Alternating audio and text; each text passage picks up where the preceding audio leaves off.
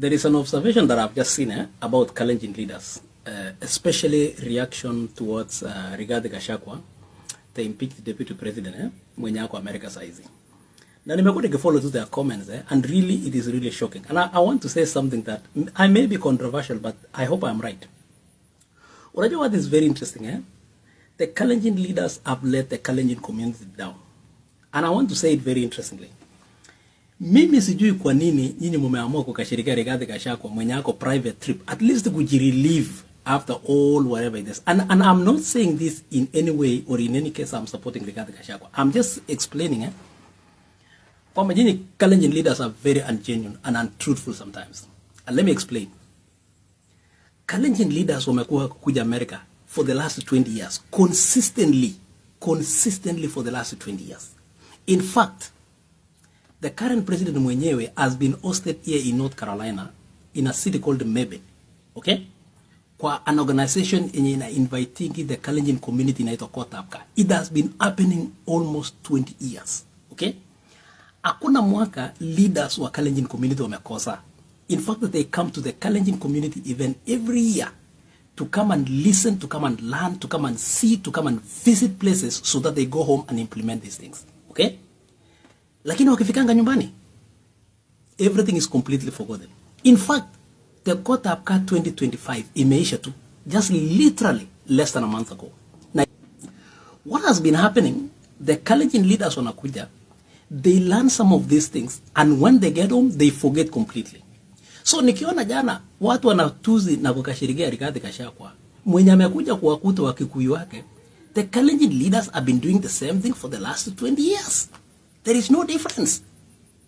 In fact, if there are counties, specifically it is supposed to be ahead of every part of this country, it is the Kalenjin counties. Lakini wapi? I mean, Mandako and Kana Isaac Ruto, don't you remember we took you to the city of Irving, Texas?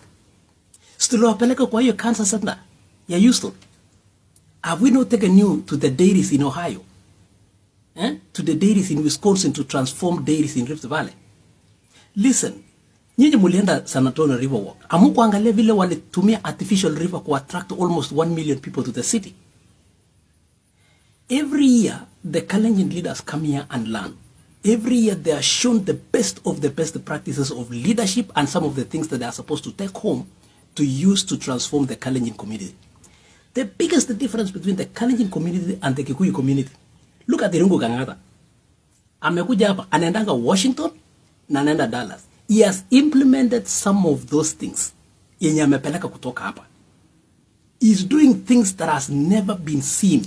Okay? In fact, hakuna member of parliament, including even Sudi himself, amekuja hapa.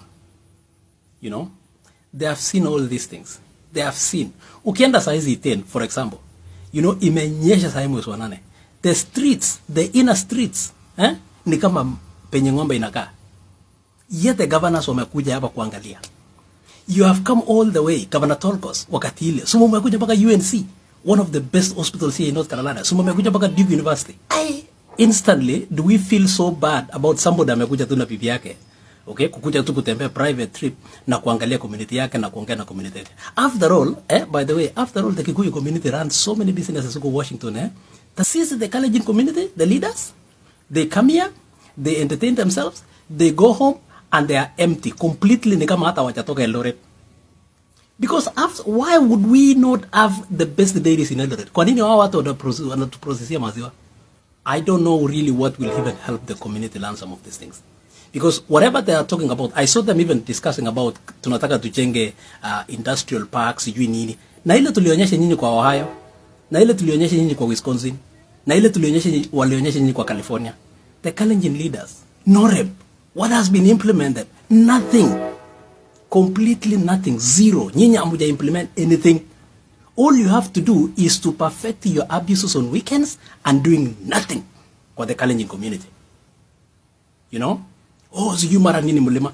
Yet these people are way ahead. They come and learn here. They go and implement what they see. What have you not seen? Food processing in California.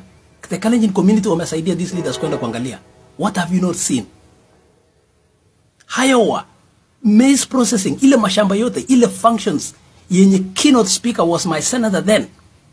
What did you pick out of it? What did you learn out of it? Amujawahi kaa chini could discuss. This is what we need to implement in North Rift County. We are actually the richest counties in the country, but there is zero ideas.